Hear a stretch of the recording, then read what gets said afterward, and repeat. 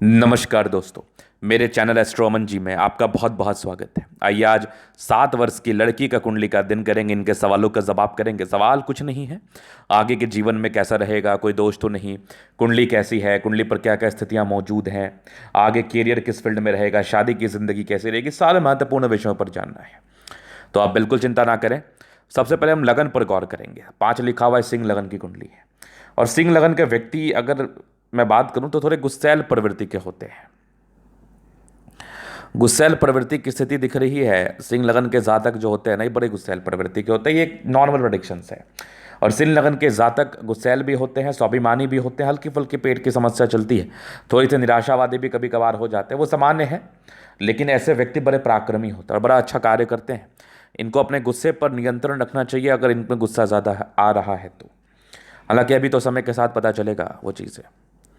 उसके बाद अगर मैं देख लूँ, अब विचार करेंगे इनके और मंगल दोष है भी कि नहीं। मंगल दोष निम्न स्तरीय है, राशि तुला है, इस कुंडली के हिसाब से निम्न स्तरीय है। वो कैंसिल भी हो सकता है, कोई बड़ी बात नहीं है। अगर मैं आगे विचार कर लूँ तो सूर्य इनका 27 डिग्री पर है, डिग्री वाइज कमज़ोर है, तो ये महज 30-35% अराउंड फल देगा, ज़्यादा नहीं दे पाएगा। चंद्रमा 14 डिग्री पर यह 100% फल देगा। मंगल 28 डिग्री पर यह 30% ही फल देगा। बुध 7 डिग्री पर है, ये भी 100 लगभग 80 से 90% फल देगा ये डेफिनेटली, क्योंकि वक्री है तो 100 ही मान लो आप। बुध वक्री है, गुरु भी वक्री है, तो ये दोनों 100 ही फल देगा। गुरु 22 डिग्री पर है तो 100% फल देगा। शुक्र 23 डिग्री पर है तो ये भी लगभग आपका 60-70% के अराउंड फल देगा। शनि 10 डिग्री पर है तो ये लगभग आपका 100% फल देगा। राहु और केतु 18 डिग्री पर है तो ये 100% फल देगा। मतलब मैक्सिमम प्लैनेट्स इनके 100% फल देने के काबिल है, जो कि बहुत बड़ी बात है। और अब देखना है ये है कि कौन सा योग कारक है, कौन सा मारक है। तो सूर्य कहाँ बैठा है ये देख लो आप। सूर्य 10 में मकर राशि में है, शत्रु के राशि में, पहले घर का स्वामी छठे घर में स्थित है। ये थोड़ी गड़बड़ स्थिति हो गई। जातक कामयाब होते हैं, क्योंकि छठा घर रोग ऋण कर्जा का घर होता है। सरकारी क्षेत्र से जुड़े संबंधी कार्यों के लिए भी छठा घर को हम रिप्रेजेंट करते हैं, छठा 12वां कर लेते हैं, कोई बड़ी बात नहीं है। लेकिन अगर लग्नेश की स्थिति छठे भाव में हो जाए किसी भी प्रकार से, तो ये दिक्कत वाली स्थिति है। यहाँ पर क्या होता है, लग्नेश कमजोर घर में जाके बैठ गया। लगन का स्वामी है, रूप रंग सुंदरता, जॉब, प्रोफेशन, हर चीज लगन से हम देखते हैं। अगर उसका स्वामी जाके छठे 8 में 12 में किसी इस घर में बैठ जाए तो थोड़ा जातक को मेहनत कराता है ये। लेकिन इसके लिए आप उपाय भी नहीं कर सकते। बढ़िया है, थोड़ा कमजोर ही लग्नेश को रहने दीजिए। सूर्य 27 डिग्री पर बैठा है, अगर इसको आप बल देंगी तो कहीं ना कहीं एक नेगेटिविटी ले आएगा ये। लेकिन इतना श्योर है कि अगर नहीं भी बल देंगे तो सूर्य तो अच्छे घर का मालिक है ना, तो कहीं ना कहीं आपके कैरियर में ये बड़ा ही पद आपको दिलाएगा, लेकिन मेहनत ज़्यादा कराएगा। इस बात पर ध्यान रखिएगा। अब हम विचार करते हैं चंद्रमा पर। चंद्रमा यहाँ बैठ गया, 7 लिखा तुला राशि में, समांतर राशि में, 12वें घर का स्वामी तीसरे में है, तो ये कहीं ना कहीं विपरीत राजयोग वाली स्थिति में है। चंद्रमा आपके विपरीत राजयोग कंडीशन में है। खर्च की स्थिति को बढ़ाता है, लेकिन कमाई भी खूब कराता है। विदेशी धरती से धन लाभ को भी बताता है। और चंद्रमा 12वें घर का स्वामी होके अगर तीसरे घर में बैठ जाए तो विपरीत परिस्थिति में राजयोग बनाए, तो चंद्रमा अच्छी स्थिति में आपका बैठ गया, नो डाउट।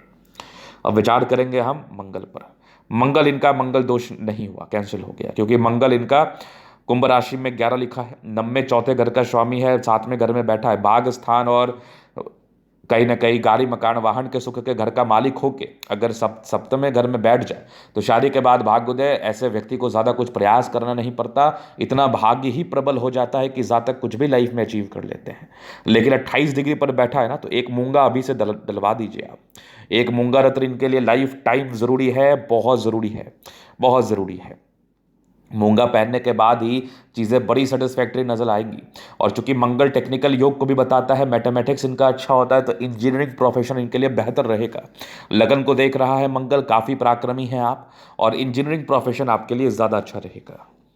अब मैं बुध पर विचार कर लूँ। बुध वक्री है, सूर्य बुध की स्थिति राजयोग तो बना ली। अब बुध वक्री है, 11वें दूसरे घर का स्वामी छठे घर में बैठा है, तो छठा भाव में एक राजयोग तो बना, बुधातित्व राजयोग।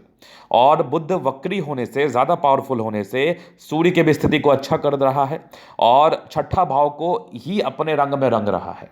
समझिएगा मेरी बात को। रोग ऋण कर्जा का घर है छठा भाव, सरकारी क्षेत्र से धन लाभ का घर है, पराक्रम का हाउस है। तो छठा भाव वैसा भी बहुत नेगेटिव हाउस नहीं होता। हाँ, अगर खराब ग्रह इसमें बैठ जाए तो ये कहीं ना कहीं इस माहौल को खराब कर देता है। तो सूर्य एक तरह से लग्नेश से छठे भाव में बैठा, थोड़ा प्रभावित रहा।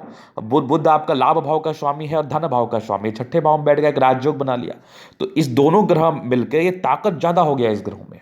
तो इस घर की जो नेगेटिविटी है इसको ये अपने में संभालेगा। कहते हैं कि एक समझदार व्यक्ति को आप अगर किसी गलत जगह भी छोड़ दो ना, अगर उस व्यक्ति में ताकत है, अगर उस व्यक्ति में समझदारी है, ज्ञान है, एक अच्छी भावना है, तो वो जंगल को भी स्वर्ग बना देता है। तो वही वाली बात है, सूर्य बुध का एक राजयोग बन गया, बुध ताकतवर स्थिति में है, बुध लाभ भाव का स्वामी है, धन भाव का स्वामी है, लग्नेश सूर्य है। तो ये तीनों मिलकर ताकतवर अवस्था बना लिया। जो सूर्य की नेगेटिविटी थी वो खत्म हो गया, डेफिनेटली खत्म हो गया। और आपके जिंदगी पर इसके अच्छे परिणाम मिलेंगे, सरकारी क्षेत्र से धन लाभ मिलेंगे, करियर में हाइट मिलेगा। हाँ, परिश्रम और मेहनत करना पड़ेगा, वो सभी को करना पड़ता है, लेकिन आगे आपका जीवन बेहतर रहेगा। अब हम गुरु पर विचार करते हैं। कर्क राशि उच्च का गुरु है, उच्च का गुरु है सोचना नहीं है। 8वें भाव का स्वामी 12वें में बैठा, विपरीत राजयोग कंडीशन में। पंचम भाव का स्वामी उच्च का हो गया। बस इसी बात को याद रखना है, पढ़ाई लिखाई से जुड़े हुए क्षेत्रों में धन लाभ कराता है, डेफिनेटली कराता है। उच्च का गुरु है, विपरीत राजयोग वाले कंडीशन में है, तो दोष खत्म हो गए। 12वें भाव में बैठने वाले दोष पूर्णतः खत्म हो गए। चौथे भाव को देख रहा है, स्टेबल कर रहा है, छठे भाव को देख कर स्टेबल कर रहा है। गुरु उच्च का और बहुत ताकतवर अवस्था में है। उसके बाद गुरु 8वें भाव को देख के स्टेबल कर रहा है, तो कहीं ना कहीं गुरु आपके पूरे कुंडली को बैलेंस कर रहा है। और इनका गुरु बहुत बेहतर कंडीशन में है, बहुत बेहतर कंडीशन में है, तो ये लाइफ में सेट जरूर कर देगा। और शुक्र पर विचार करें, 11वां में बैठा है, कुंभ राशि में है, 10वें घर का कैरियर के हाउस का स्वामी होके, तीसरे घर का स्वामी होके 7वें में बैठा है। तो उच्चतम कैरियर, उच्चतम कैरियर जातक 22 वर्ष की आयु के बाद ही अपनी जिंदगी में बहुत कुछ कर लेते हैं। दिखने में कुंडली ऑर्डिनरी लगती है, लेकिन जब कुंडली को अध्ययन कर रहा हूं मैं, तो मुझे चीजें निकल के आ रही हैं कि ये जबरदस्त कुंडली है। ऐसे व्यक्ति अपने दम पर करोड़पति बनते हैं। ये मेरा प्रेडिक्शन से याद रखना मेरी बात को, क्योंकि जो चीजें ऑर्डिनरी दिखती है वो एक्स्ट्रा ऑर्डिनरी भी कभी कभार बिहेव कर सकती है। तो ऑर्डिनरी देख के चीजों को ये आप बिल्कुल ये ना बोल दे कि आपका कुंडली बेकार है। तो शुक्र बहुत जबरदस्त कंडीशन में है, बहुत बढ़िया। अब मैं शनि पर विचार करूं, शनि 7वें घर का स्वामी होके, छठे घर का स्वामी होके कहाँ बैठ गया, ये देखिए चौथे भाव में बैठ गया। क्या ही चाहिए, शादी के बाद डेफिनेटली भाग्योदय, पैसे की बरसात। शनि भी बहुत ताकतवर अवस्था में है, जीवन में कोई दिक्कत नहीं, कोई परेशानी नहीं। हल्की फल्की नेगेटिविटी हर एक के जिंदगी में रहती है, उसको सोचना भी नहीं है। राहु धन भाव का राहु पैसा भी बहुत देता है, और राहु को बैलेंस तो कर ही रहा है शनि। और केतु 8म भाव का केतु बहुत मेहनत कराता है, तो जातक बड़े साहसी है, मेहनती है। थोड़ा स्ट्रगल रहेगा राहु केतु के समय में, लेकिन पैसा भी ये खूब देगा। तो अब दशा पर बात कर लेते हैं। तो राहु का समय चला गया, 2022 तक ही था, टेंशन ही खत्म है। इसके बाद बृहस्पति आएगा, उच्च का है, कैरियर सेट कर देगा पूरी तरह से। 2038 तक कैरियर सेट रहेगा। शनि उसके बाद 2057 तक चलेगा, कहाँ दिक्कत है। 57 के बाद जब बुध आएगा तब का तब देखते हैं। अभी तो आपका मुझे लगता है कि 16 और 18 साल की महादशा आपकी बहुत ताकतवर है, और ये 2022 आपके 8 साल के बाद से आ रही है। तो 16-18 हो गया लगभग आपका 36, हाँ 34 साल। 34 साल का समय जो है, मतलब 40 तक में तो आप बहुत कुछ कर लेंगी, कोई दिक्कत वाली बात ही नहीं। अब आगे से आपका समय बेहतर है, गोल्डन ही है, कोई विशेष चिंता करने की आवश्यकता भी नहीं है। बाकी जो एक उपाय है मूंगा का, वो आप धारण कर लो, इसके अलावा कुछ और धारण करने की आवश्यकता है नहीं। अभी से गले में डाल दीजिए, बाकी 14-15 वर्ष के बाद थोड़ा बड़ा मूंगा दे देना है। बृहस्पति उच्च का है, कमाल का वक्री है, तो कहीं कोई दिक्कत नहीं है। खर्च की स्थिति बढ़ाएगा, लेकिन कमाई भी देगा, पिता को धन लाभ कराएगा, नो डाउट।